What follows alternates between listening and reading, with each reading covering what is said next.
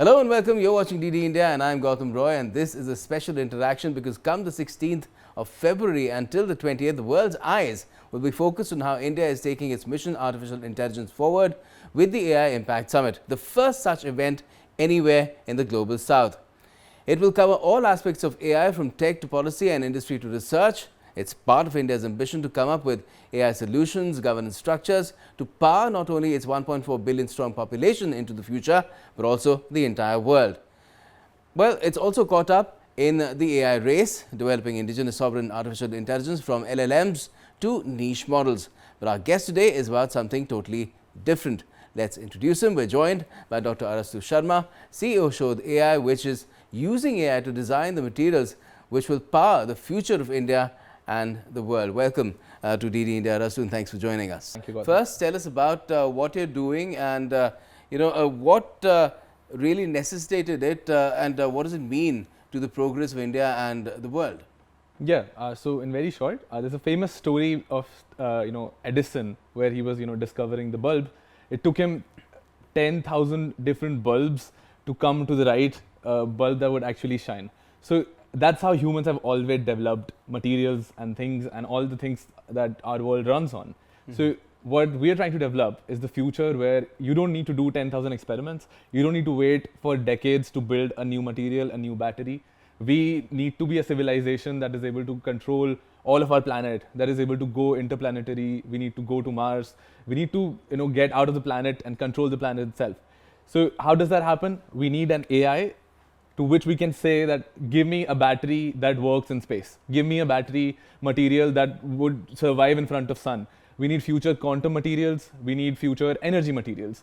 And that's what we're trying to solve here. So if you have lithium ion problem in India and we're dependent on China, that's because we haven't had the experience of building that material for a very long time. If you could find alternatives of lithium in India, like sodium ion battery, you would not be dependent on China. If you could find alternatives of rare earth metals, we would not be dependent on those elements from China. How we can do that is now taking power with AI. We can use AI to build alternatives, and that too very, very fast. So we can do that in 6 months, and that's what we're trying to do that in India itself. And our model will be able to help scientists, industries, and even future startups to create patents in India, IPs of materials in India, and start a new revolution in India itself. And how are you going about it? What sort of help are you getting from different institutions, from the government itself?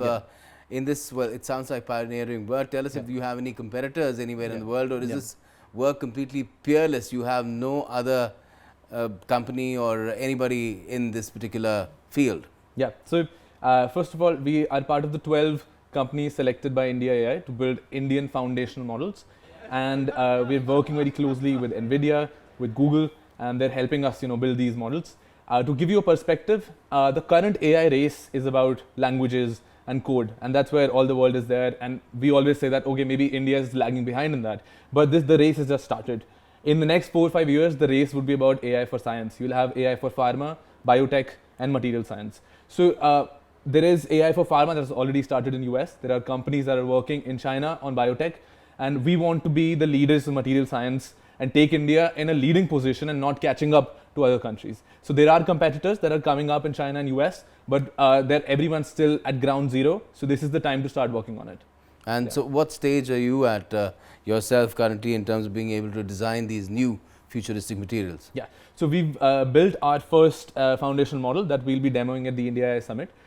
We've been given the opportunity by India AI to get a lot of GPUs working together. They've developed us and helped us in infrastructure development around it, and we'll be demoing our first product. Within a few months, we will be partnering with a few Indian industries to develop the first sodium ion batteries in the country. All right, wonderful. Now, you already mentioned materials, but what are the other kind of key AI capabilities which India should be trying to develop or is in the race of developing? Because after all, it is being said to be an AI race that the world is caught up in right now. Yes. Good question. So in a lot of policy discussions that we've been involved with the government as well, and also the meeting with the PM, I was always bullish on not just that we need to push for language models, but we need to go towards niche models. We need to go for AI for healthcare. We need to go for AI for pharma, drug discovery. We need biologics new types of therapeutic solutions, gene editing. In all of these areas, which is sort of comprised within the AI for science, if India is able to invest in it at the right time, which is right now, in the next 4 or 5 years, we'll be one of the leading companies, having one of the best HR and now one of the best infra for AI development. We would be one of the leaders in the future. Tell us a little bit more about that interaction that you had with the Prime Minister along with some other AI startup founders and people associated with such work. What was conveyed to you in terms of the PM's perspective, in terms of the use of AI, and also the fact that there is fear as well among a lot of people all over the world, not just in India. India is a hugely populous nation. So related to jobs, there is an apprehension as well.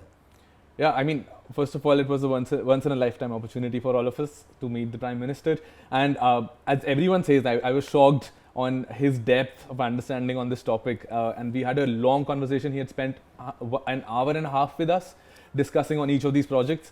My motivation when I was interacting with him was to sort of transfer this vision on AI for science to him, wherein he himself said to me that it is, I always also say that currently all the AI use cases are around laziness and making things easier for people, but we need to move forward from language and go towards other areas of solutions where the impact of AI can actually be seen.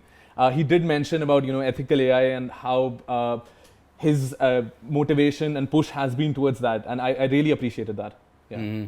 And what does a platform like the India AI Impact Summit mean to a startup like yours? Because of course it's a platform where you can showcase what you're doing, which you will be doing. Yeah. But in other aspects of how AI is being developed, does it also mean exposure? Because not just heads of government and state, last count is 15. 100 companies from all over the world will also be there. So it will be a huge learning opportunity too. I mean, there's no question to that. With the India AI Summit, like India is putting itself as that on ground that we are there as well, and we are one of the leading countries in AI.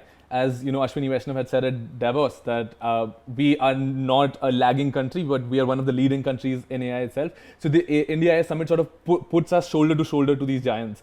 And being a startup and having a booth and being able to interact with people like Jensen Huang from NVIDIA, from Sundar Pichai, and all the leading figures of the world, and putting us equivalent to that is an opportunity that we could only get in India.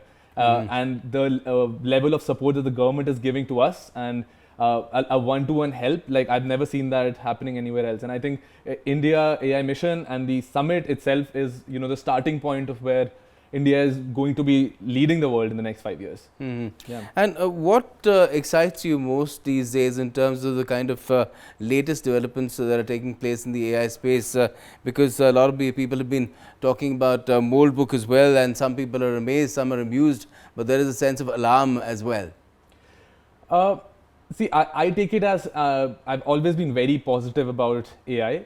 I know a lot of people are scared. There's obviously this is one of the most changing technologies that have ever arrived on this planet and to humans. But if you become someone who can take advantage of AI rather than someone who's scared of it, you'd be 10 times better than anyone else. Surely, jobs will change. Surely everything is going to change. But as we've always seen, technologies bring more opportunity. There are different opportunities than before, and we have to adapt to it. We have to get more skilled, but people have to adapt it, and people have to become better at it by using it and not being scared from it.